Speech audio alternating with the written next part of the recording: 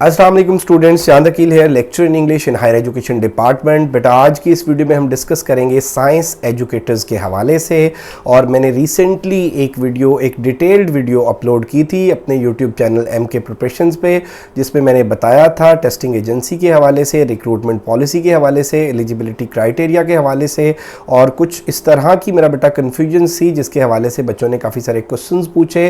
तो आज की इस वीडियो में उनको भी मैं आंसर करूँगा और साथ साथ मैं आपको बताऊंगा कि प्रिपरेशंस आप लोग किस तरह से प्रिपरेशन करें तो आप अपने टेस्ट को क्रैक कर सकते हैं, आप क्वालिफाई कर सकते हैं, अपनी जॉब को सिक्योर कर सकते हैं।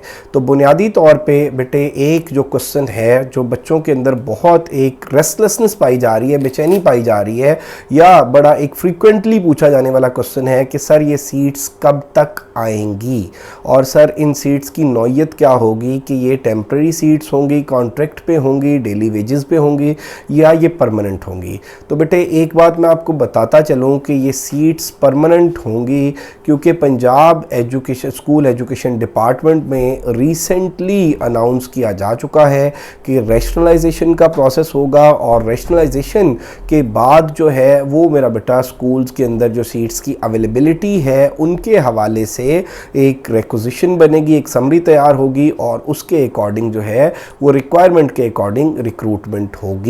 तो ये सीट्स जो है मेरा बेटा ये परमानेंट होंगी, ये डेली वेजेस पे सीट्स नहीं होंगी, ये टेम्प्रेरी सीट्स नहीं होंगी, ये आर्जी भर्तियां नहीं होंगी, क्योंकि ये सारी का सारा प्रोसेस जो है रैशनलाइजेशन के बाद होने जा रहा है, जिससे इस बात का मेरा बेटा क्लियर है ये वाली बात कि ये सीट्स परमानेंट नौयत की होंगी। अब मेरा बेटा आज की इस वीडियो में मैं आपको बताऊंगा एजुकेटेड साइंस के हवाले से 14 स्केल की जो सीट्स है ESC साइंस और इसके अलावा 15 स्केल की जो सीट है SCSC साइंस और देन 16 स्केल की जो सीट्स है SSC साइंस, कि इनका बुनियादी तौर पे सिलेबस क्या है और इन तीनों जो डिफरेंट स्केल्स की सीट्स है इनके पेपर पैटर्न में क्या डिफरेंस होगा और इनके लिए एलिजिबिलिटी क्राइटेरिया आइदर सेम है या उसमें कोई डिफरेंस होगा। तो बेटे कंप्लीट वीडियो देखिएगा, it will be very beneficial for you people.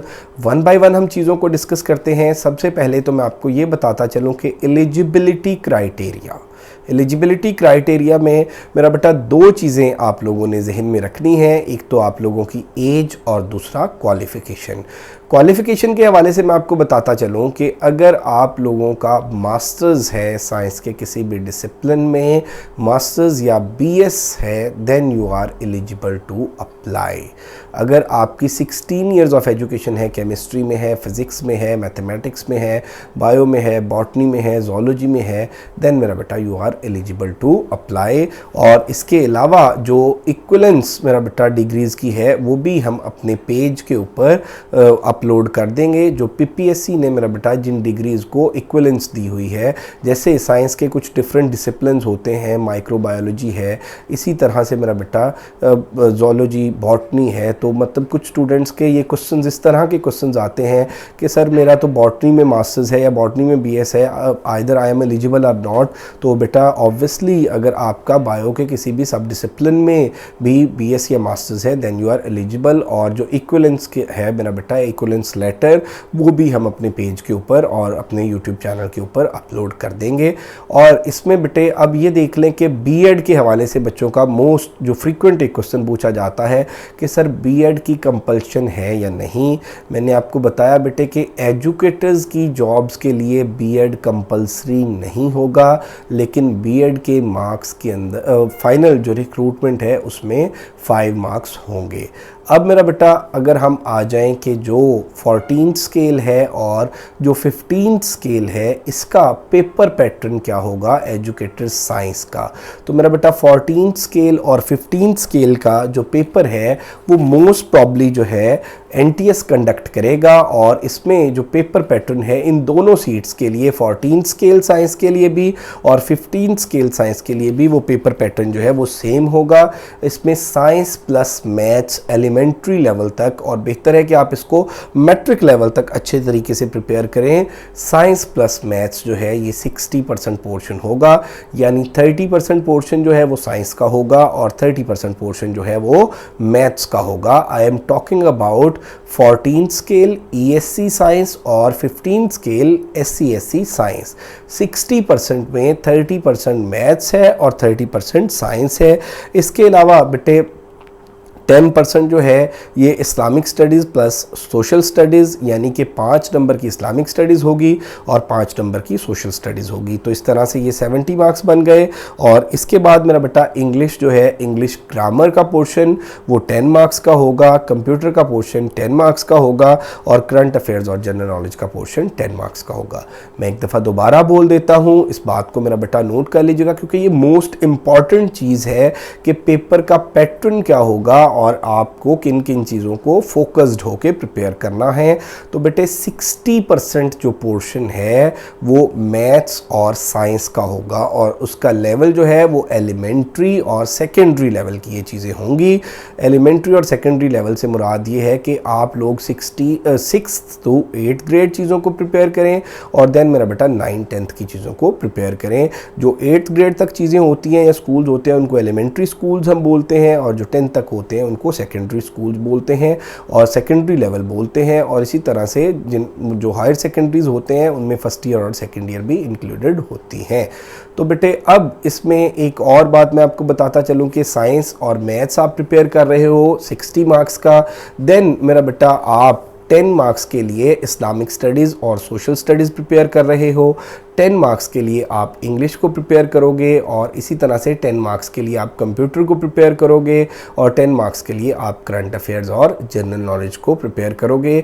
ये तो सिलेबस ब्रेकअप है बेटे 14th और 15th स्केल जो एजुकेटर्स आर्ट्स की सीट्स अनाउंस होंगी, साइंस की सीट्स अनाउंस होंगी उनके हवाले से। और मोस्ट प्रॉब्ली मैंने आपको बताया कि 14th और 15th स्केल का जो टेस्ट है वो NTS लेगा और अगर मेरा बेटा PPSC भी ये टेस्ट कंडक्ट करता है तो इसका पेपर पैटर्न जो है वो गालिब गुमान यही है कि पेपर पैटर्न 14th और 15th स्केल का जो है वो यही होगा। अब हम बात करते हैं 16th स्केल के हवाले से साइंस के, यानी SSE 16th स्केल जो है सेकेंडरी स्कूल एजुकेटर्स जो है उसके हवाले से अगर हम बात कर लें, उसके पेपर पैटर्न के हवाले से हम बात कर लें तो बेटे इसमें जो 60% पोर्शन है उसकी डिविजनिंग इस तरह से की गई है कि फिज़िक्स, केमिस्ट्री, बायो और मैथ्स जो 4 मेजर डिसिप्लिन्स हैं जो पढ़ाए जाते हैं 9th 10th में, जो सब्जेक्ट्स पढ़ाए जाते हैं फिज़िक्स, केमिस्ट्री, बायो और मैथ्स, 60% जो पेपर का पोर्शन है 16th स्केल का SSE साइंस का वो इन चारों में से होगा। और इसमें मोस्ट प्रॉब्ली जो डिविजनिंग होगी वो ये होगी 15 मार्क्स का मैथ्स होगा, 15 मार्क्स की फ़िज़िक्स होगी, 15 की केमिस्ट्री होगी और 15 की बायो होगी। और इसमें से थोड़ा सा इसकी वेटेज के अंदर वेरिएशन भी हो सकती है। और इसमें बेटे मोस्ट प्रॉब्ली ये वाला जो टेस्ट है 16 स्केल का ये PPSC कंडक्ट करेगा। 60 मार्क्स तो इन 4 सब्जेक्ट्स के हो गए हैं, 15 की फ़िज़िक्स, 15 की मैथ्स, 15 की बायो, 15 की केमिस्ट्री। 10 मार्क्स मेरा इस्लामिक स्टडीज़ और सोशल स्टडीज़ के होंगे, 10 मार्क्स इंग्लिश के होंगे, 10 मार्क्स का बेसिक कंप्यूटर होगा और 10 मार्क्स का करंट अफेयर्स और जनरल नॉलेज होगा। तो ये चीज़ें मेरा बेटा आप प्रिपेयर करेंगे। अब मेजॉरिटी जो स्टूडेंट्स हैं उनके जहन में ये क्वेश्चन होगा कि ऑब्वियसली FSC तक तो आप सारे लोगों ने, जो मेडिकल वाले हैं उन्होंने फ़िज़िक्स, केमिस्ट्री, बायो पढ़ी होगी, जो इंजीनियरिंग वाले हैं, प्री इंजीनियरिंग वाले थे उन्होंने बेटे फ़िज़िक्स, केमिस्ट्री और मैथ्स पढ़ी होगी। और बेटे अब इसमें देखें कि जब आप लोगों ने BS किया तो ऑब्वियसली जिस बच्चे ने BS बायो में किया है, BS बॉटनी या ज़ूलॉजी में किया है, अब उसने बाकी सारे जो सब्जेक्ट्स हैं शायद उनको पीछे छोड़ दिया है। तो आप लोगों के माइंड में ये होगा कि अब वो जो बायो वाला बच्चा है वो केमिस्ट्री को किस तरह से तैयार करेगा, किस लेवल की तैयार करेगा, फिज़िक्स किस लेवल की तैयार करेगा, या वो जो बायो वाले जो मेडिकल वाले स्टूडेंट्स होते हैं उनको मैथ्स का प्रॉब्लम होता है, मैथ्स किस लेवल की तैयार करेगा। क्योंकि जब हम मास्टर्स कर लेते हैं या जब हम BS कर लेते हैं तो हमारी जो एक्सपर्टीज़ होती हैं वो अपने कंसर्न डिसिप्लिन के अंदर होती हैं। इसी तरह से जो BS मैथ्स वाला बच्चा है या BS फिज़िक्स वाला बच्चा है ऑब्वियसली उसके लिए बायो और केमिस्ट्री का प्रॉब्लम होगा। तो बेटे अब अगर तो आप लोग ये सोच रहे हैं कि जैसे सीट्स अनाउंस होंगी, सीट्स अनाउंस होने के बाद आप लोग प्रिपरेशन स्टार्ट करेंगे, तो बेटे simply you are wasting your time.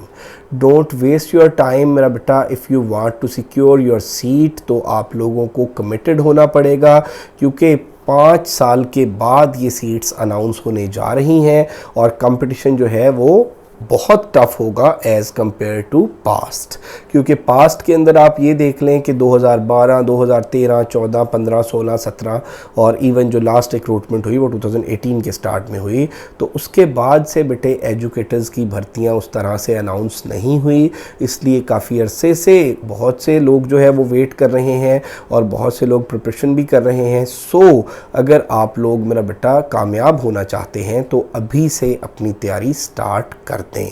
और इसमें बेटे कि अब ये सारी जो चीज़ें हैं कि एक डाइवर्सिटी है चीज़ों के अंदर कि 4 तो आपने साइंस के डिसिप्लिन तैयार करने हैं, देन आपने कंप्यूटर तैयार करना है, फिर इंग्लिश तैयार करनी है, फिर इस्लामिक स्टडीज़ और सोशल स्टडीज़ तैयार करनी है, करंट अफेयर्स और जनरल नॉलेज तैयार करना है। अब ऑब्वियसली मेरा बेटा जो सब्जेक्ट में जब बच्चे की स्पेशलिटी होती है तो वो ये सोचता है कि बाकी चीज़ें, अपना सब्जेक्ट तो मैं तैयार कर लूँगा। फॉर एग्जाम्पल आपका सब्जेक्ट बायो है, आप कहते हैं 15 मार्क्स की मैं बायो तो तैयार कर लूँगा। अगर आपका सब्जेक्ट फिजिक्स है, आप कहते हो 15 मार्क्स की फिजिक्स तो मैं तैयार कर लूँगा। या आपका सब्जेक्ट केमिस्ट्री या मैथ्स है तो आप कहते हो अपना सब्जेक्ट तो मैं कर लूँगा। बेटे अपना सब्जेक्ट सिर्फ 15 मार्क्स का प्रिपेयर करने से काम उस तरह से चलेगा नहीं जब तक आप लोग इक्वली इन सारे सब्जेक्ट्स को प्रिपेयर नहीं करते।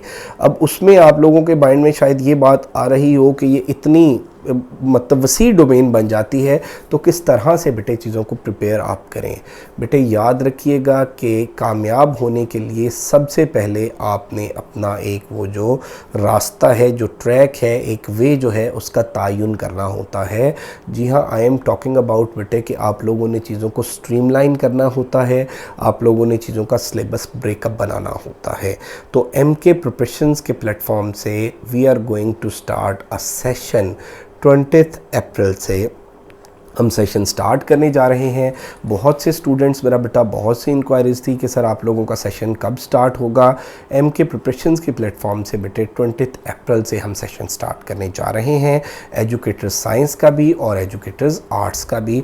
इसके हवाले से मैं आपको बताता चलूँ कि अगर आप लोगों का मास्टर्स है किसी भी साइंस सब्जेक्ट में या BS है और आप लोग 14th, 15th और 16th स्केल के लिए अप्लाई कर रहे हैं तो मेरा बेटा आप लोग एक ही फी में कंप्लीट प्रिपरेशन हमारे इंस्टीट्यूशन से कर सकते हैं।